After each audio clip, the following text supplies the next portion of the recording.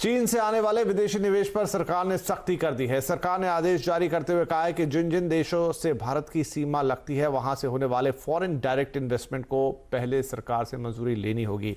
अब तक ये ऑटोमेटिक रूट से होता था। पूरी खबर जानने के लिए हम चलेंगे अपने economic policy editor Laxman Roy के पास। तो लक्ष्मण, क्या है ये पूरी खबर और ऐसा करने के पीछे क्या कारण है सरकार का? देखिए, दरअसल खबर यह है कि भारत की सीमा से जो जो देश लगते हैं, यानी जो पड़ोसी देश हैं, वहां से जो भी फॉरेन डायरेक्ट इन्वेस्टमेंट यानी एफडीआई आएगा तो उनको भारत सरकार से पहले मंजूरी लेनी होगी। अभी क्या होता है कि पड़ोसी देशों से जो भी एफडीआई आता है वो ऑटोमेटिक रूट से आता है, यानी सरकार से मंजूरी लेने की जरूरत नहीं पड़ती है। हालांकि सिर्फ दो देशों से जब एफडीआई आता है, पाकिस्तान और बांग्लादेश से, तब सरकार से मंजूरी लेनी जरूरी होती है। अब सरकार ने नया आदेश जारी किया है और कहा है कि किसी भी देश से एफडीआई आए, पड़ोसी देश में कोई भी देश शामिल हो, तो वहां से आपको सरकार से मंजूरी लेनी होगी। यानी मतलब साफ है कि सरकार चीन से होने वाले एफडीआई पर शिकंजा कसना चाहती है, क्योंकि पाकिस्तान बांग्लादेश से एफडीआई पर पहले से शिकंजा था, सरकार से मंजूरी जरूरी थी। अब हर पड़ोसी देश को का नाम ले लिया गया, यानी चीन से जो भी विदेशी निवेश यानी एफडीआई आएगा उसमें सरकार से मंजूरी लेना जरूरी होगा। ऑटोमेटिक रूट से नहीं होगा, यह गवर्नमेंट रूट से होगा। इसका एक और जो सरकार ने नोटिफिकेशन जारी किया उसमें जो बात लिखी गई है वो एक महत्वपूर्ण बात है। वो ये कि अगर कोई भी ऐसा एफडीआई आता है पड़ोसी देशों से जिसके जरिए मैनेजमेंट कंट्रोल पर असर पड़ता है या फिर ट्रांसफर होने की नौबत आ जाती है, एफडीआई इतना ज्यादा आता है, तब भी आपको सरकार से मंजूरी लेना जरूरी होगा। और उस पूरे नोटिफिकेशन का जो सब्जेक्ट लाइन दिया गया वो काफी गौर करने वाली है। वो ये है कि कोरोना वायरस की वजह से मौजूदा हालात में जो अवसरवादिता यानी अपॉर्चुनिस्ट बनकर के भारतीय कंपनियों में निवेश करना चाहते हैं, उनको देखते हुए हमने ये कदम उठाया। इसका मतलब ये हुआ मौजूदा दौर में कंपनियों का जो वैल्यूएशन काफी ज्यादा कम हो गया है, इस मौके का फायदा उठा करके अगर चीन की कंपनियां, चीन के निवेशक भारतीय कंपनियों में हिस्सेदारी खरीदते हैं, एफडीआई लाते हैं, तो वो अब नहीं हो पाएगा। वो पहले सरकार से उनको मंजूरी लेनी पड़ेगी। इसके पीछे एक बड़ी वजह मानी जा रही है कि हाल में एचडीएफसी में आपने देखा हुआ चाइना का सेंट्रल बैंक ने यहां पे जो हिस्सेदारी खरीदी थी, उसके बाद चिंता जताई जा रही थी। उसी चिंता के बाद सरकार ने यह बड़ा कदम उठाया है। इससे पहले सेबी सारे कंपनियों से पूछा है कि आप बताइए कि आपके यहां एफडीआई विदेश चीन से कहां से पैसा आया, कितने पैसा आया। वो शायद सेबी अलग से निगरानी कर रही है कि एफपीआई रूट से कहां से पैसा आ रहा है, यानी इक्विटी खरीद करके, और भारत सरकार ने एफडीआई रूट पर शिकंजा कसने का फैसला लिया है। तो ये थी वजह और ये थी पूरी कहानी कि क्यों भारत ने आस पड़ोस के देशों से जो फॉरेन डायरेक्ट इन्वेस्टमेंट है जो ऑटोमेटिक रूट से होता था उसको अब थोड़ा सा उस पर नजर डाला है, उस पर शिकंजा कसा है, उसका स्क्रू थोड़ा टाइट किया है। लेकिन एक और बड़ी खबर वो ये कि कोरोना से परेशान उद्योगों और गरीबों के लिए सरकार जल्द नए कदम उठाने वाली है, जिसमें आर्थिक राहत पैकेज भी शामिल होगा। वर्ल्ड बैंक की डेवलपमेंट कमेटी प्लेनरी की 101वीं बैठक को वीडियो कॉन्फ्रेंसिंग से संबोधित करते हुए वित्त मंत्री ने सरकार की ओर से उठाए गए कदमों की जानकारी देते हुए कहा कि जनसंख्या के हिसाब से देखें तो अब तक भारत दुनिया भर में कोरोना का एक बड़ा हॉटस्पॉट बन जाता, लेकिन सरकार की ओर से उठाए गए कदमों का ही नतीजा है कि यहां हालात काबू में हैं। आने वाले दिनों में सरकार की ओर से उठाए जाने वाले कदमों का जिक्र करते हुए वित्त मंत्री ने कहा कि सरकार आने वाले दिनों में ह्यूमैनिटेरियन एड और आर्थिक राहत पैकेज मुहैया कराने के लिए स्टेक होल्डर्स के साथ बड़े पैमाने पर सलाह मशवरा कर रही है। साथ ही उन्होंने ये भी कहा कि सरकार हेल्थ के मोर्चे पर कोई कसर नहीं छोड़ रही है ताकि इस महामारी से बचा जा सके। The government has been taking no chances and launched massive efforts to assist the health system respond effectively to the outbreak. Important measures included social distancing, travel restrictions, work from and stay at home in public and private sectors, and direct health interventions centered on scaled-up testing, screening, and treatment. तो लक्ष्मण रॉय हमारे साथ बने हुए हैं। लक्ष्मण, आप हमें ये बताएं कि राहत पैकेज की बात कर रही है वित्त मंत्री के, उस पर काम हो रहा है और सभी स्टेक होल्डर से उस पर सलाह मशवरा किया जा रहा है, तो किस तरह के संकेत है और कब तक इसका ऐलान हो सकता है? मुझे लगता है कि वित्त मंत्री का बयान से अब बिल्कुल साफ हो गया है कि सरकार राहत पैकेज देने वाली है और राहत पैकेज के साथ साथ सामाजिक क्षेत्रों के लिए भी सरकार कोई ठोस कदम उठाएगी जो कोरोना से परेशान है। और इसको लेके स्टेक होल्डर कंसल्टेशन की जो बात वित्त मंत्री ने कही, दरअसल काफी व्यापक पैमाने पर चल रहा है। सरकार ने अलग अलग एम्पावर्ड ग्रुप बना रखा है। इसमें से एक एम्पावर्ड ग्रुप है नीति आयोग के सीईओ की अगुवाई में, जो निजी कंपनियों से बातचीत कर रही है और वो देख रही है कि आखिर क्या कदम उठना चाहिए। पिछले हफ्ते उनके साथ एक प्रेजेंटेशन भी शेयर किया गया जिसमें नीति आयोग भी सहमत हुआ और इसकी सिफारिश भी की गई है सरकार को कि आप कम से कम जीडीपी के 5% यानी 10 लाख करोड़ रुपए के आसपास का राहत पैकेज दीजिए। उसमें वेज सपोर्ट यानी लोगों को इस सैलरी का एक हिस्सा दीजिए जिनका रोजगार जाने वाला है या चला गया है। इस तरह से कई कदमों की सिफारिश की गई है और इस मुद्दे पर 2 दिन पहले वित्त मंत्री और प्रधानमंत्री के बीच कई दौर की बैठकें हुई हैं। प्रधानमंत्री ने कुछ उस प्रस्ताव में फेरबदल के सुझाव दिए हैं। उन फेरबदल को करने के बाद सरकार इसका ऐलान जल्द कर देगी। हालांकि सच पूछे तो आजकल तो रोज ही रोज सरकार कुछ न कुछ सरकार की तरफ से, आरबीआई की तरफ से राहत पैकेज का ऐलान हो ही रहा है। आरबीआई की तरफ से देखा हमने आज जो एफडीआई पर डिसीजन आया है वो भी एक तरह से कोरोना वायरस से निपटने के लिए आर्थिक मोर्चे पर बड़ा कदम है। और अब जिस राहत पैकेज का इंतजार कर रहे हैं हम सब, उसमें किस्तों में आएगा राहत पैकेज और सबसे पहली किस्त मुझे लगता है कि बहुत जल्द आएगी। उसमें छोटे मझोले कारोबारियों पर ज्यादा फोकस किया जाएगा। बिल्कुल, और 20 तारीख से लॉकडाउन खुलना है, उस पर भी हम लक्ष्मण रॉय से बात करेंगे, लेकिन उससे पहले सीधे चलते हैं जो एक डेली बेसिस पे प्रेस कॉन्फ्रेंस होती है एमएचए की और स्वास्थ्य मंत्रालय की, वो इस वक्त जारी है। सोसाइटी की मदद से किए जाने वाले मोबाइल ब्लड कलेक्शन सर्विसेज का भी उपयोग करना चाहिए। अब तक का डिटेल डेटा अगर हम देखें तो देश में 1992 लोग क्योर हो चुके हैं, जिसके द्वारा अगर हम देखें तो हमारी overall cure percentage is something around 13.85%। कल से टोटल 991 एडिशनल पॉजिटिव केसेस आए हैं, which takes our confirmed cases to 14,378 cases. Last 24 hours में 43 न्यू डेथ्स भी रिपोर्ट हुई हैं, taking our total death toll to 480 deaths.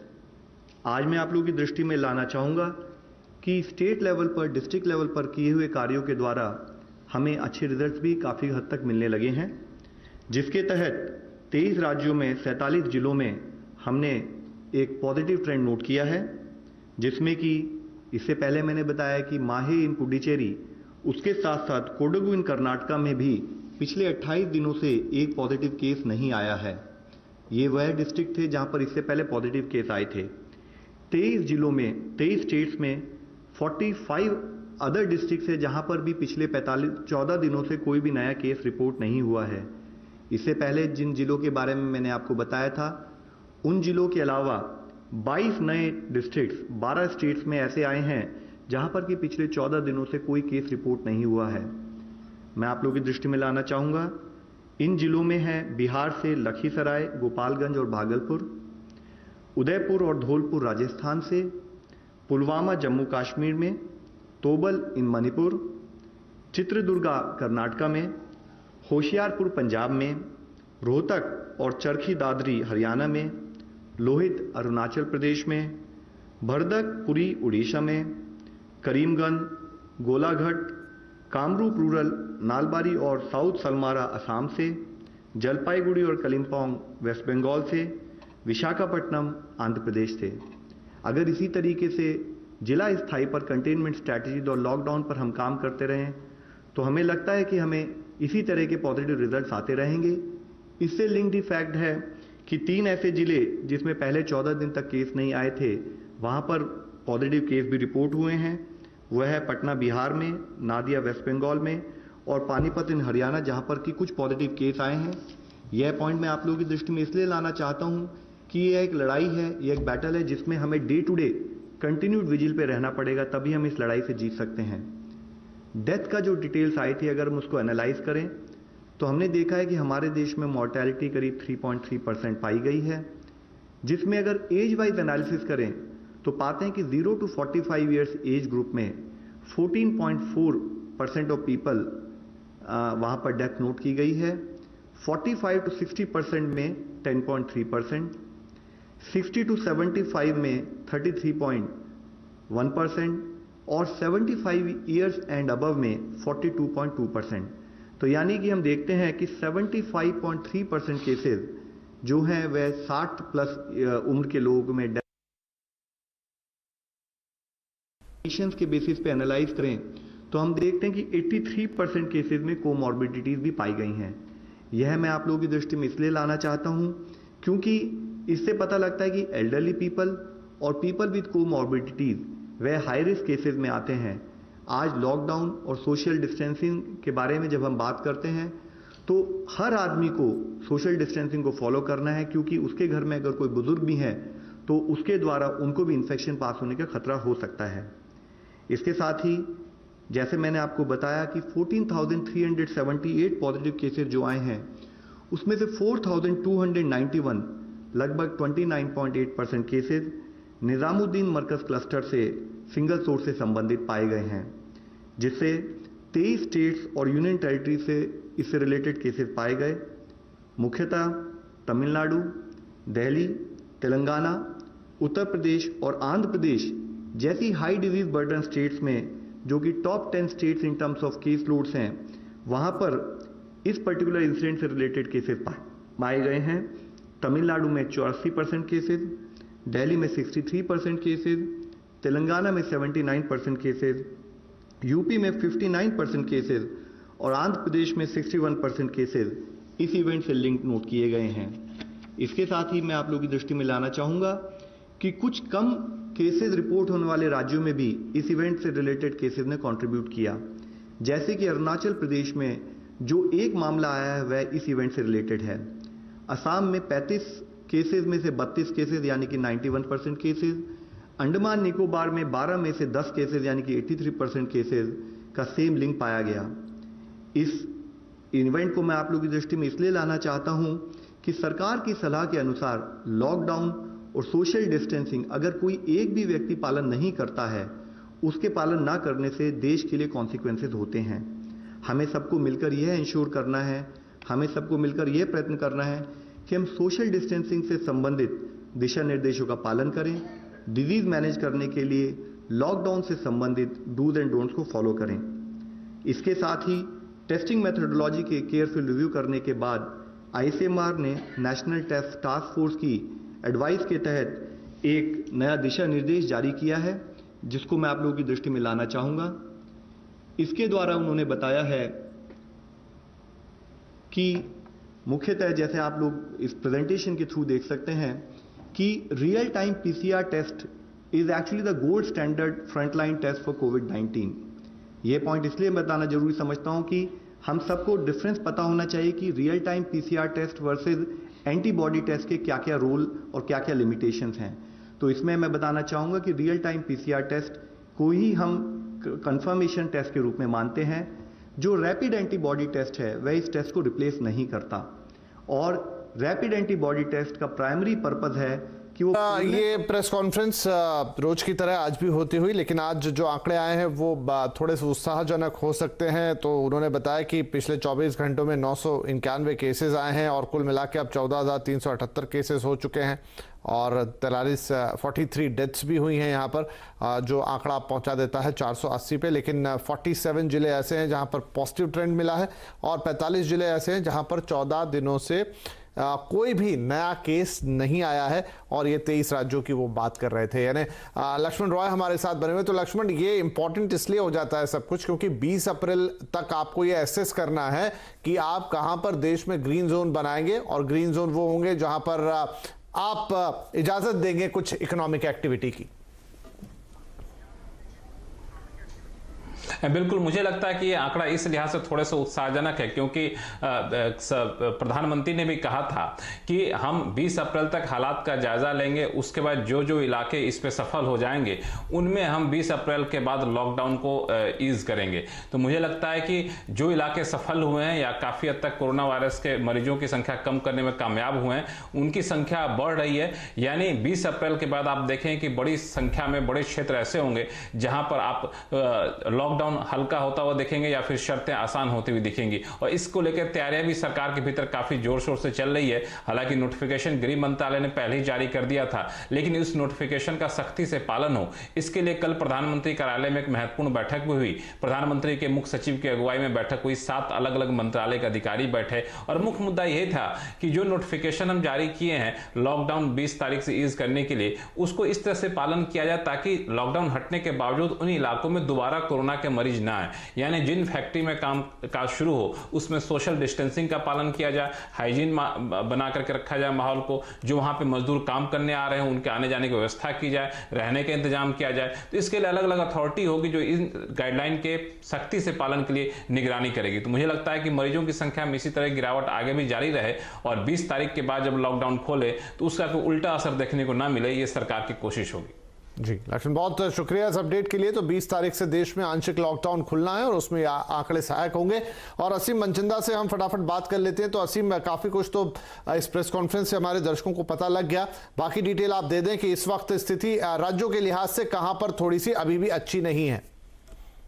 देखिए, काफी कुछ स्थिति जो है वो अभी सुधरती हुई दिखाई दे रही है। जैसे कि अभी जो हेल्थ मिनिस्ट्री के जो ज्वाइंट सेक्रेटरी है लव अग्रवाल, उन्होंने बताया कि काफी सारे एरियाज है जिसमें से कि काफी पॉजिटिव ग्रीन जोन जो है वो उनको दिख रही है, जहां पे पिछले 14 दिनों से कोई भी उनको जो कोरोना का केस जो है वो नहीं मिला है। लेकिन कुल मिलाकर के अभी भी देश में करीबन 14,000 के आसपास जो है एक्टिव कोरोना के मरीज जो है वो बने हुए हैं। लेकिन इसके अलावा रिकवरी जो है वो भी काफी देखने को मिल रही है। 1000 से ज्यादा जो मरीज है वो रिकवर जो है वो भी हो चुके हैं। लेकिन अभी तक 480 लोगों की जान जो है वो भी जा चुकी है। खासतौर पर कई राज्य हैं जो इसको लेकर काफी सेंसिटिव जो है बन चुके हैं। खासतौर पर महाराष्ट्र की अगर मैं बात करूं तो पूरा महाराष्ट्र में 3000 केस जो है वो आ चुके हैं और मुंबई में ही करीबन 2000 केस है, धारावी में ही करीबन 100 के आसपास केस जो है वो देखने को मिल रहे हैं। इसके अलावा दिल्ली के अंदर करीबन 1700 केस के आसपास जो है वो देखने को मिल रहे हैं। और बाकी इसके जिस तरह से उन्होंने अभी बताया कि एक सिंगल सोर्स से काफी ज्यादा केसेस जो है वो देखने को मिले,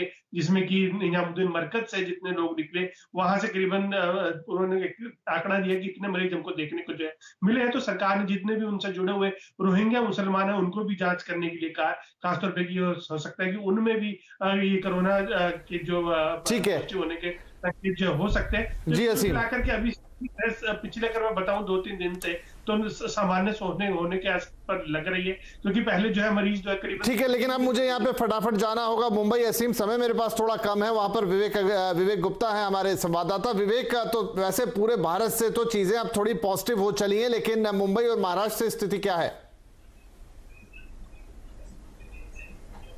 विपिन, देखिए महाराष्ट्र की स्थिति अभी भी चिंताजनक बनी हुई है और अब तक के जो सरकारी आंकड़े हमारे सामने आए हैं 3380 मामले पूरे महाराष्ट्र में हैं। 2200 से ज्यादा मामले सिर्फ मुंबई में है और जो हॉटस्पॉट है वो अभी भी वैसे ही बने हुए हैं। चाहे हम वर्ली कोलीवाड़ा की बात करें या फिर धारावी की बात करें, धारावी में मामला 105 तक पहुंच चुका है, 9 मौतें वहां से हो चुकी हैं। और जो अब तक के जो आज की जो सबसे बड़ी खबर ये थी कि भारतीय नौसेना में भी अब कोरोना वायरस के अपनी चपेट में ले चुका है। और जो शुरुआती जानकारी मिल रही थी कि 20 नेवी के सेलर को कोरोना पॉजिटिव आए थे और अब जो अपडेट अभी हमारे सामने आ रहा है कि 26 ये नंबर बढ़कर अब 26 हो गया है। यानी कि नेवी के जो 26 सेलर है वो कोरोना वायरस पॉजिटिव है और बाकी लोग की भी जो टेस्ट है, जो टेस्ट की रिपोर्ट है वो अभी आना बाकी है। वहीं दूसरी तरफ जो अस्पताल में जो नंबर थे वो लगातार बढ़ते जा रहे हैं। बॉम्बे हॉस्पिटल में भी 2 डॉक्टर पॉजिटिव आए हैं और साथ ही साथ पुणे से एक और खबर आ रही है जो उतनी अच्छी नहीं है। पुणे के सरकारी अस्पताल ससुन में एक डॉक्टर को पॉजिटिव हुआ था और जब डॉक्टर अपने घर पे गया तो उनके घर पे तकरीबन 7 सदस्य हैं, 7 सदस्यों को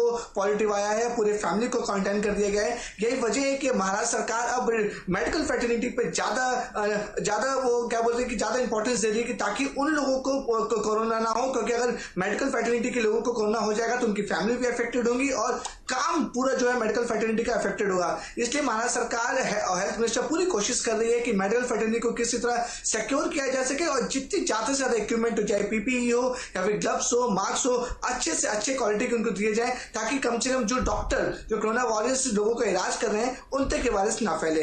विपिन जी शुक्रिया इस अपडेट के लिए विवेक, और साथ में असीम आपका भी। तो ये था इंडिया का अब तक का कोरोना अपडेट। यहाँ लेते हैं फटाफट एक छोटा सा ब्रेक के बाद कुछ अहम नतीजे जैसे एचडीएफसी बैंक का नतीजा आया है उस पर नजर डालेंगे।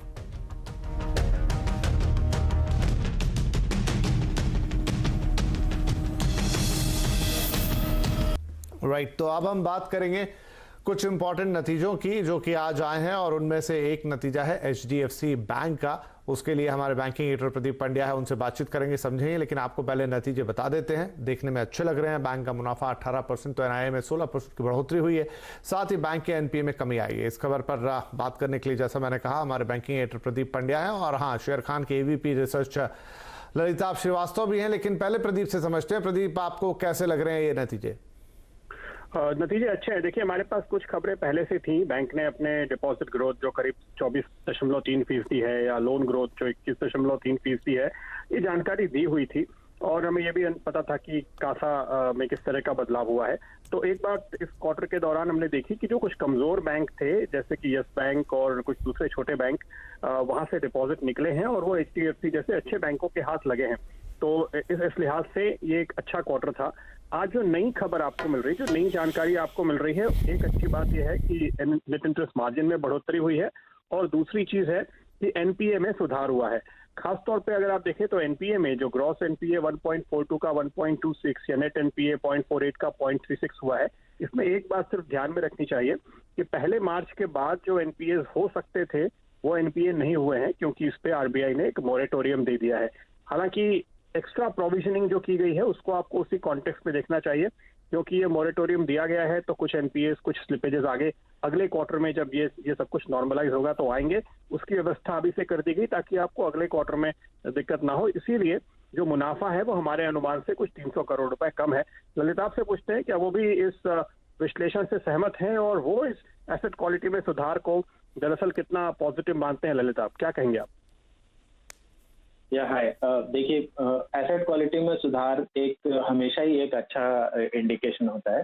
बट जैसा कि आपने भी बोला कि जो इसका जो कोविड रिलेटेड पैंडेमिक इम्पैक्ट है, उसका मेजर इम्पैक्ट Q1 और मे बी शायद Q2 में भी आने की संभावना है। एंड वो उसके ऊपर जो मैनेजमेंट का आउटलुक है, एज वेल एज कैसे परिस्थितियां बढ़ती हैं, उसके हिसाब से देखना जरूरी रहेगा।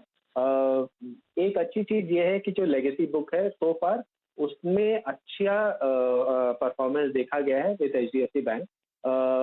तो सिक्वेंशली हमें NPAs में सुधार देखने को मिला है। इस बेनिफिट को यूज करते हुए बैंक ने एक एडिशनल प्रोविजन ले लिया है आगे के लिए, सो दैट आगे का जो प्रॉफिटेबिलिटी है उस पर बहुत ज्यादा इफेक्ट ना पड़े। That is another pragmatic thing that they have done. But देखिए, ये एक इवॉल्विंग सिचुएशन है ना, उसके ऊपर ध्यान देना पड़ेगा कि कैसे जो पूरा एसेट क्लास है वो बिहेव कर रहा है, और जो कंज्यूमर बिहेवियर है वो भी कितना इम्पैक्ट हो रहा है और किस तरह से चेंज कर रहा है गोइंग फॉरवर्ड। राइट, तो ये थे HDFC बैंक के नतीजे, और उसका एनालिसिस बताया प्रदीप पंड्या ने। साथ में हमने बात की ललिताभ जी से। आप दोनों का ही बहुत बहुत शुक्रिया। तो फिलहाल आवाज समाचार के इस एडिशन में तो हमें आपसे लेनी होगी इजाजत, लेकिन CNBC आवाज पर लगातार हम आपके लिए हैं यहाँ पर कोविड और लॉकडाउन का हर अपडेट लेकर। तो तुरंत हाजिर होंगे इस ब्रेक के बाद भी कुछ और खबरों के साथ, और लगातार ताजा अपडेट आपको मिल रहा है हर घंटे। नमस्कार।